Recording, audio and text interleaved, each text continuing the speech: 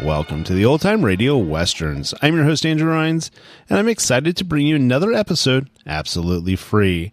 This is one of over 80 episodes released monthly for your enjoyment. Now, let's get into this episode. Now, as gunshots echo across the wind-swept, snow-covered reaches of the wild Northwest, Quaker Puffed Wheat and Quaker Puffed Rice, the breakfast cereal shot from guns, present Sergeant Preston of the Yukon. It's Yukon King, swiftest and strongest lead dog of the Northwest, blazing the trail for Sergeant Preston of the Northwest Mounted Police in his relentless pursuit of lawbreakers. On King! On, you huskies! Gold discovered in the Yukon. A stampede to the Klondike in the wild race for riches. Back to the days of the gold rush. With Quaker Puffed Wheat and Quaker Puffed Rice, bringing you the adventures of Sergeant Preston and his wonder dog, Yukon King, as they meet the challenge of the Yukon.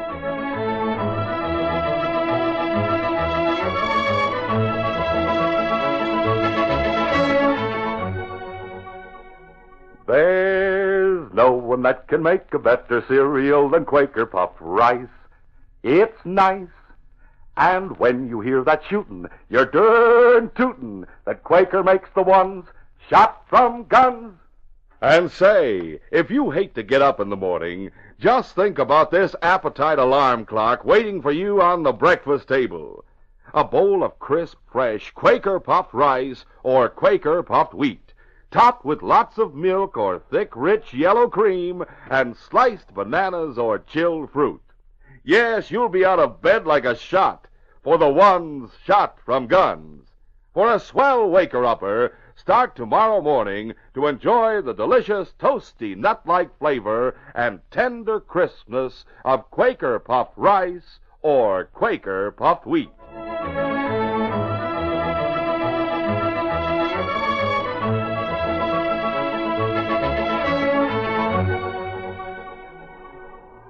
It was late afternoon when Johnny Elk left the office of Constable Bill Cherry in Lime City and headed for the general store.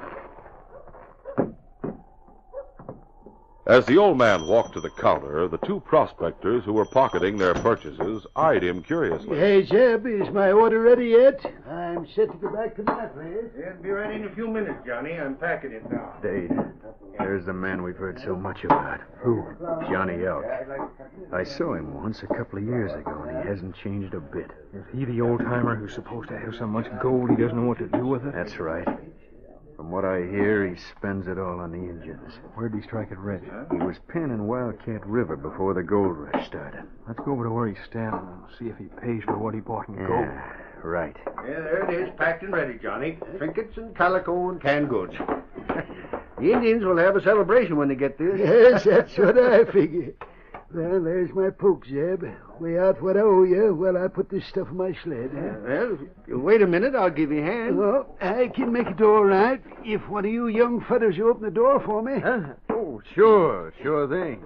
The prospector named Dade stood near the scales, watching greedily while the storekeeper weighed some dust from Johnny's heavy poke. His partner, Clay Bantam, hurried to open the door for Johnny Elk. Here, I'll carry the load to your sled. Yes, it's heavier than I thought. I'll take it. Right.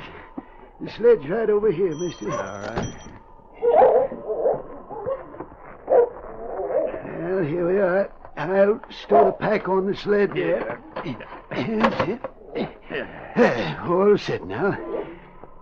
Well, much obliged, young fella. Glad to do it. I've never seen you or your partner around here before. I'm Clay Bantam. My partner's named Dade. We're strangers to Lime City. Well, I'm glad to know you, Clay. I'm Johnny Elk. Where you two heading? Wildcat River. Huh? Oh, whereabouts on the river? Oh, no place in particular. We're traveling north generally. Well, I live on the river bank. Why not travel with me? Well, that suits me, Johnny. I'll go call my partner. It was 4 o'clock in the afternoon when Johnny Elk, Clay Bantam, and Dade left Lime City. Rush, you malamutes! Rush! Soon, the three men reached Wildcat River and turned to follow it downstream. That river's plenty noisy. Well, that's 'cause the water travels fast. It looks high to me. Yes, it is. This time of the year, the snow is melting in the mountains. Come on, boys. Muster! As darkness gathered, the men entered a canyon through which the river flowed. How long will it take us to reach your place, Johnny? Oh, about another hour. I hope you know where you're going. Afraid of getting lost? I don't like traveling after dark. Where does the canyon end? Well, at a place called the Narrows. You know where that is? We're strangers here. Well, the Narrows is just beyond Etowah's Indian village. Where's the Indian village? Oh, about a mile past my place. You fellows are welcome to a meal with me unless you have other plans. Hey, that sounds good to me, Johnny. What about you, Dade? Suits me. Bush! Bush!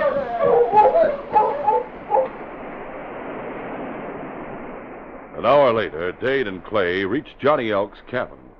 The front of the sturdy building was on a sloping bank, about 150 feet from the river's edge. Behind the cabin, walls of sheer rock rose in the darkness.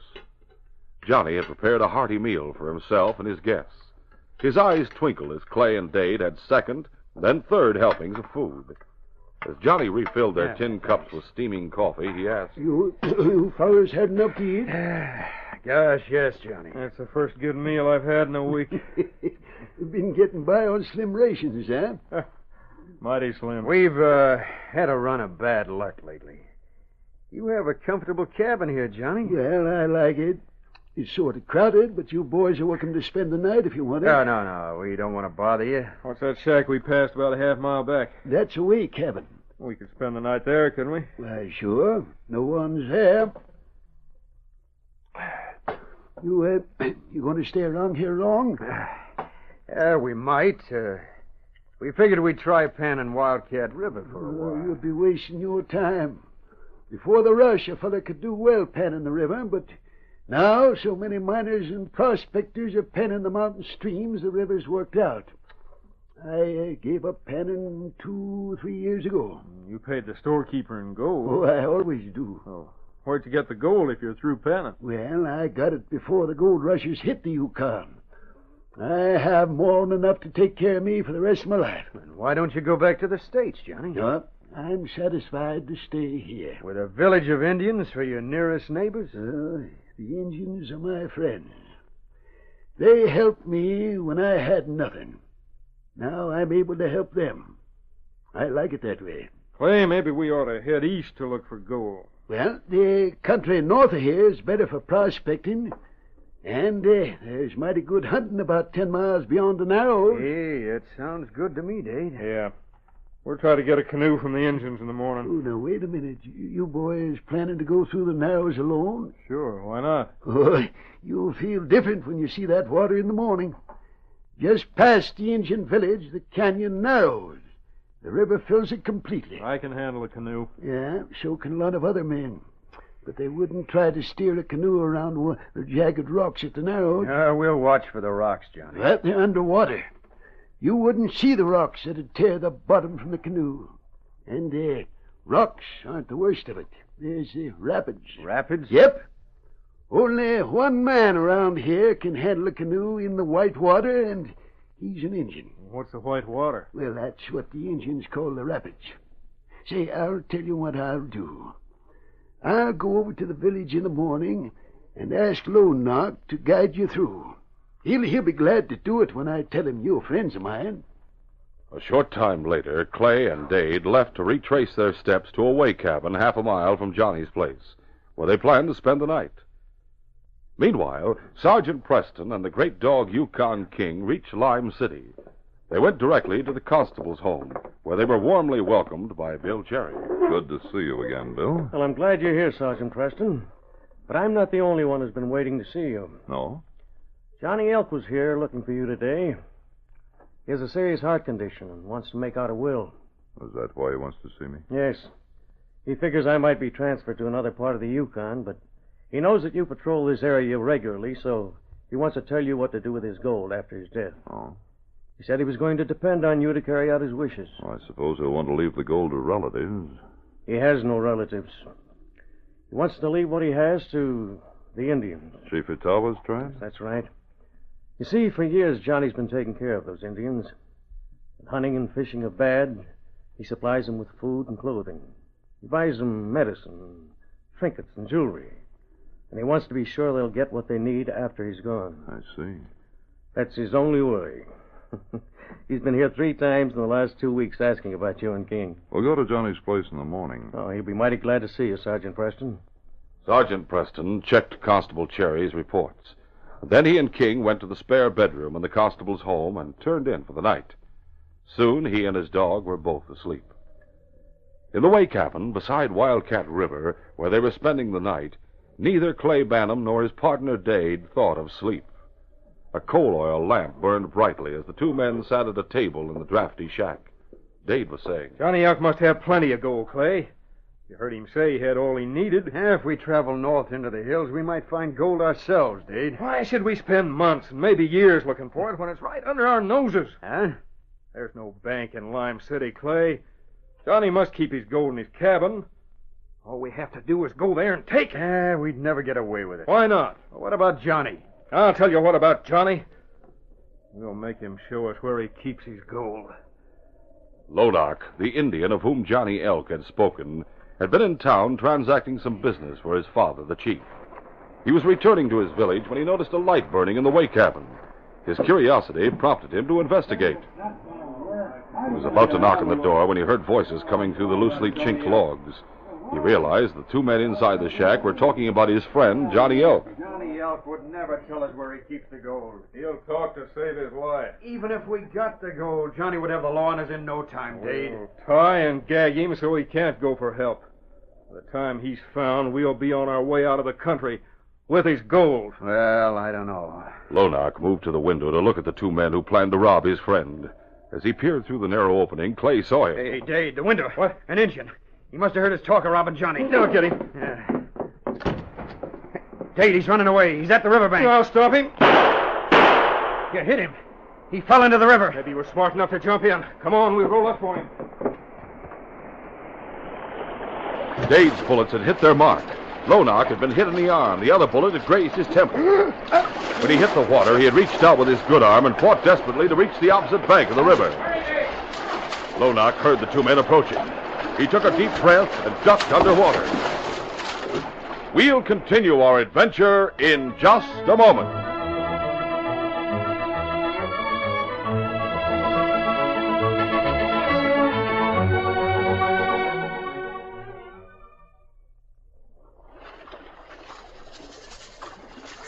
Say, old-timer, you look pretty busy there panning for gold. Well, son, when you're prospecting for gold up here in the Yukon, you even forget about eating. But not when you have a heaping bowl full of Quaker-puffed wheat or Quaker-puffed rice waiting for you. What kind of victuals are those? Why, haven't you heard? They're the swellest-tasting breakfast cereals in the Yukon. They're the famous cereals shot from guns. Shot from guns? Yep. Quaker-puffed rice and Quaker-puffed wheat are actually shot from guns to make them deliciously crisp and tender. They're exploded up to 8 times normal size, and that makes them bigger and better tasting. Well, it's a new one on me. Yes, sirree. They're magnified, crispified, shot through and through with bang-up nut-like flavor, too.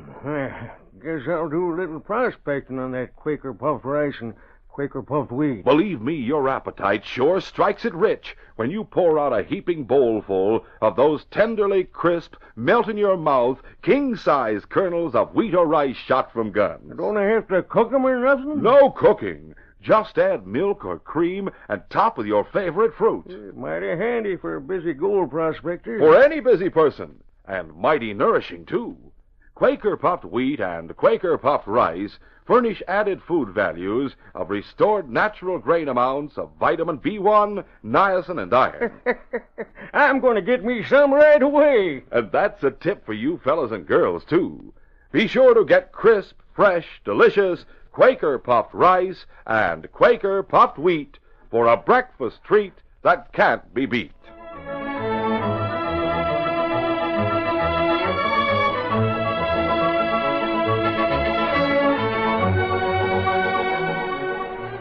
Now to continue.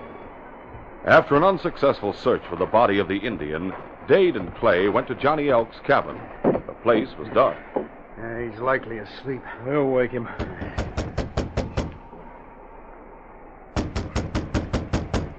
I think I hear him moving about inside. Yeah, so do I. There's the light. Just a minute. We want to talk to you, Johnny. All right, I'm coming. Oh, it's you fellas. Yeah. We'll come in if you don't mind. How come you're back here? We come to talk about gold. Couldn't that wait till morning? No, we want to get it now. Hey, what's the idea of the gun? This is a robbery, Johnny, a stick-up. What? Johnny, you'll save yourself a lot of trouble if you tell us where you keep your gold. We'll help ourselves and clear out of here without hurting. And if you don't tell us... dirty double-crossing polecats. I offered you a meal and told you where to find a place to sleep. I tipped you off to good prospecting country and even planned to fix it so's you get there. Now you want to steal my gold. Where is it? I'd be loco to tell you. What's more, that... Grab him, Dade, before he gets his gun. I got him. No, let go of me. Let go. He's fainted. Hey, what's the matter with him? I don't know. I don't feel any pulse. Huh? He's dead. You're right. I don't savvy what killed him. Maybe his heart gave out. Yeah, now he'll never tell us where to find the gold. We'll have to search this place to find it. The two partners began a methodical search of Johnny Elk's cabin. As he turned out the contents of the desk, Clay found a letter. Hey, look at this, Dade. Huh? It's a letter to Sergeant Preston, saying Johnny wants the Mountie to see that the Injuns got his gold after his death. It's witnessed by the constable in Lime City. Does the letter say where to find the gold? No. Then keep looking for it. It's got to be here somewhere. Yeah, all right. After examining every piece of furniture, the two men went over the floor carefully, looking for a loose board that might offer a place of concealment. They worked slowly, determined to cover every inch of the cabin in an effort to find Johnny's gold. After several hours of fruitless searching, they were discouraged and cold. no good. The fire had burned to smoldering embers. Let's get out of here, Dade. I'm tired and cold. I'll throw a couple of logs in the fireplace. We're not leaving till we get the gold. Maybe Johnny didn't keep it in the cabin. Maybe hid it outside someplace. There's no place outside to hide anything. It must be in here. We've looked everywhere, Dade. I tell you, it's not here. I say it has to be. Come here, Clay. What is it? Look at this rock. See? It moves. Hey, it's loose. Right. Comes out of the fireplace. There. Now we'll see what's behind it. There's a big hole. Reach inside, Dade. Yeah. You find anything?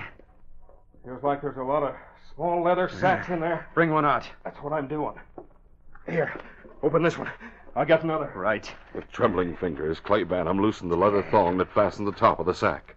Then he spilled some of the contents into the palm of his hand. Why, the gold dust. This is it, Dade. We found it. We'll get all of it out of here and then clear out. We're rich, Dade. We're rich. When the two thieves left Johnny Elk's cabin carrying the stolen gold, their faces were flushed with excitement. The walk back to the way cabin, half a mile from Johnny's place, sobered them. Clay's spirit suddenly sagged, and he realized how tired he was. I'm tired enough to sleep standing up. So am I. I'll get our gear together and pack some provisions. Then we'll head for Lime City. What? Without any sleep? You want to stay around here till somebody finds Johnny's body? Nobody'll find it till after daybreak. Maybe they'll not even find it then. Likely one of the engines will discover it. If we start now, we'll have a good lead. How far could we travel without rest? Neither one of us have had any sleep for 24 hours. I don't know about you, but I couldn't walk another half mile. All right, we'll turn in for a couple of hours. Good. I'm hitting this bunk right now. We'll get up at daybreak and start for town. All right. We'll get up at daybreak. Daybreak found Sergeant Preston and King already on the trail. They were traveling north and were only an hour from the way cabin when Dade opened his eyes. A look at the sky startled him to complete wakefulness. It's daylight. Dade hurried across the room and shook his sleeping partner. Clay, wake up. Clay! What is it? Get up. It's daylight. We should have been on the trail a couple of hours ago. All right. Take it easy. I'm getting up. Make it fast. We've no time to waste. Quickly, the two men packed their gear and the stolen gold. Then they left the shack. Half an hour later, Dade stopped abruptly. Hey, look ahead. There's somebody coming. A man and a dog. I didn't figure we'd meet anyone in this canyon. The man's parka's open. Looks like he's wearing a red shirt. What? It's not a shirt, Dade. There's a coat under that parka. A red coat. Dade, it's a Mountie. There's only two places he could be going. Johnny's cabin or the Indian village. In either case, he'll find out about the robbery. He'll be on our trail in no time. What'll we do? Turn around. We'll head for the Narrows. How we get through the rapids? We'll get that engine to take us through. Yeah, we better hurry, Dade. The Mountie's seen us. After the engine's taken us through the rapids, we'll have to kill him. What good'll that do? It'll cut off pursuit. According to Johnny Elk, only one man can steer a canoe through the white water. When we're through, the Mountie will be on this side of the rapids, and we'll be on the other. He'll lose a lot of time by traveling overland to circle the rapids to come after us. As the two men approached the village of the cave-dwelling Indians, they could see Wildcat River filling the narrowing canyon ahead. The current seemed to race over the partially submerged rocks at the Narrows. In spite of himself, Clay shuddered when he saw the reefs gaping like jagged teeth in the midst of the turbulent and foaming water that flooded the canyon from wall to wall. Look at that river, Dade. Yeah, when you see it, you can understand why the Indians call it the white water. I'd hate to try steering a canoe through it. Looks like something's going on in the village. Indians are mighty busy. We better call one of them. Yeah. Hey, you! You understand English? Me savvy English. Good. We want to go through the white water. No, you not go through white water. Why not? Only one Indian able go through white water. Him hurt. Huh? What's wrong with him? Him come village this morning, wounded arm. Side of head, grazed by bullet. Hey, that must be the Indian we saw. Yeah. Is he dead? Him unconscious, plenty weak. You come back village 4 or 5 weeks. Maybe then him take you through Whitewater. Oh, we can't wait that long. We want to go through now. You not go through now. Somebody has to take us through. Listen, Indian, we'll pay you. We'll give you gold, lots of it. That's right. Just find someone to take us through the reefs and over the rapids. No one but Lonak go through Whitewater. Look, Injun. Johnny Elk promised us someone would take us through. Johnny not know Lonak hurt. Brother Chief gone tell Johnny. Johnny come here. Him tell you not get through Whitewater now. Dade, we gotta get out of here. Yeah. Look, the Mountie's coming on the run, and he has another engine with him. Must be the Chief's brother. Yeah. We'll have to kill the Mountie to escape jail. No. The Indians would mob us. We'd never leave here alive. Leave your gun alone. You have a better idea? Yeah, we'll try to bluff our way out of this. The Mountie hasn't found Johnny. We'll be all right. The wounded Indian's unconscious. As long as he stays that way, we have nothing to worry about. Sergeant Preston, a good thing you come here. Lonak shot. I know, Munalak. I met a week ago. He told me. Has Lonak explained what happened? No, Chief with Lonak now. Maybe Lonak be conscious soon. Are we go bring Johnny out to village? Johnny Elk is dead, Munalak. I found him in his cabin. Johnny dead? Yes. You two are strangers here, aren't you? Yeah. I'm Clay Banham, and this is my partner, Dave. We wanted to go through the white water, but this Indian says there's no one to take us. Changed your plans rather suddenly, didn't you? Huh? You were heading for Lime City when I saw you. Well, I'll take your guns. Why? We haven't done anything. I'll return your weapons as soon as you've been searched. Searched? Why should we be searched? Johnny Elk's cabin was ransacked by the thieves who stole his gold. Since you're the only white men in the canyon, I'll have to search you. Now, hold on. We have gold, but it's ours. Munalak, search their packs. Please search him. Hey, now, wait a minute. You can't prove that gold isn't ours. Me make folks for Johnny from caribou skins. Me marked folks. Marked? That's right. Me know Johnny's poke when me see him. Look, Sergeant Preston. Here poke. Is that Johnny's poke? Here picture of elk. Me put on skin for Johnny. That's all the evidence we'll need. You two are under arrest in the name of the Crown. Dade, you bungling jughead. You told me we could get away with it. We would have if we'd been able to get through the rapids. Yeah, it's your fault we didn't. If you hadn't shot that engine outside the cabin last night, he'd be able to handle a canoe. If I hadn't shot him, he'd have warned Johnny. You shoot Lonak. That's right, he shot him. You weak-kneed squealer! As long as you thought you'd get some gold, you were willing to go along with me. Now you're trying to blame me for everything. You're just as guilty as I am. You shoot Lonak, me kill you. Steady, Munalak. These two will be punished for what they've done. How we know them pay? Attend their trial in Dawson. We do that. I'll put the handcuffs on these two, and then we'll go back to Lime City. From there, we'll go to Dawson. Indians be plenty sad. Johnny Elk, good friend. Now him dead. We'll all miss Johnny, Munalak. I came to the canyon to help him make out a will. Will? That's right. He wanted to provide for your tribe after his death. When I stopped at his cabin this morning, I found a letter addressed to me saying he wanted to leave his gold in trust for you so that the tribe would always have food, clothing, and shelter. I'll take the letter to Dawson and turn it over to the court. I'm sure Johnny's wishes will be fulfilled if there are no other claimants. Johnny Elk, good friend. Me go with you now, Sergeant Preston. Maybe me help put killers in jail. I'll not need any help, Moona Lack, but you're welcome to come with us. Before we leave, I'll speak to the chief. He'll be glad to know we've captured the men who wounded Lonock. Oh, Chief come this way now. Good. We'll be on our way as soon as I've told him that this case is closed.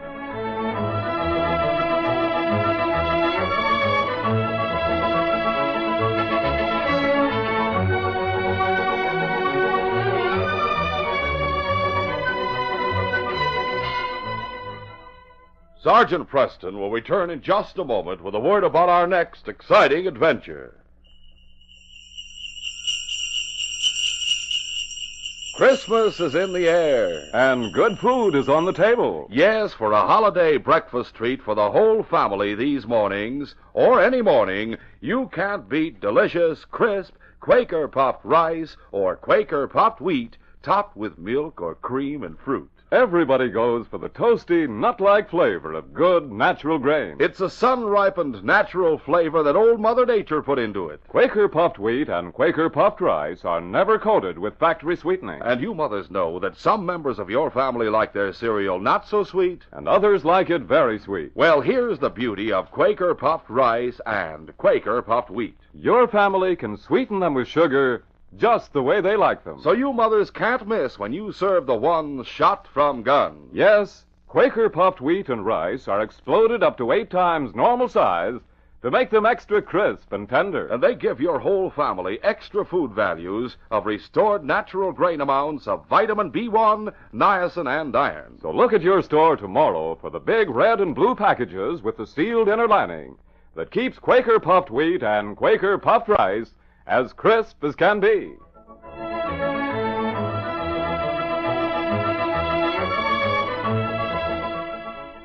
And now, here is Sergeant Preston. Sergeant Preston reporting for duty, Inspector. Sergeant, there's a girl on the trail heading north for the mine her father located before he died. Where's that, Inspector?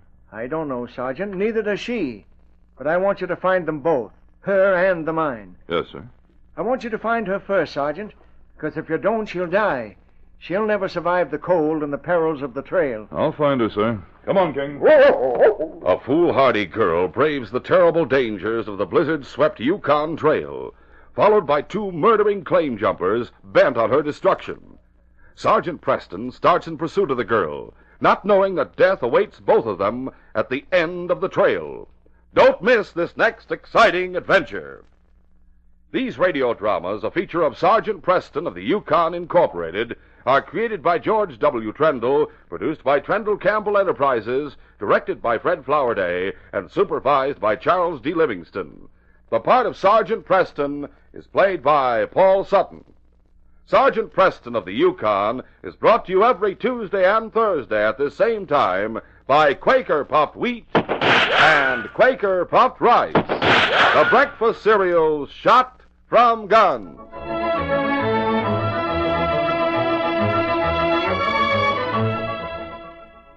Only Quaker Pac-O-10 has all your family's cereal favorites. A regular cereal pantry. That's Quaker Pac-O-10. 6 different, delicious, ready-to-serve cereals. 10 crisp, fresh, individual servings. Pac-O-10, and only Pac-O-10, has wheat and rice shot from guns. And Pac-O-10 alone has the individual packages with the cellophane windows. There's both an inner and outer cellophane wrap to doubly protect that day it's made Christmas. Pick up a pack of Pac-O-10 at your grocer's tomorrow.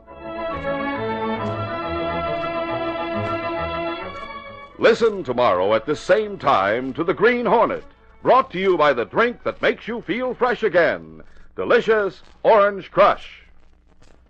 This is J. Michael wishing you goodbye, good luck, and good health from Quaker Puffed Wheat and Quaker Puffed Rice. So long. This is the Mutual Broadcasting System.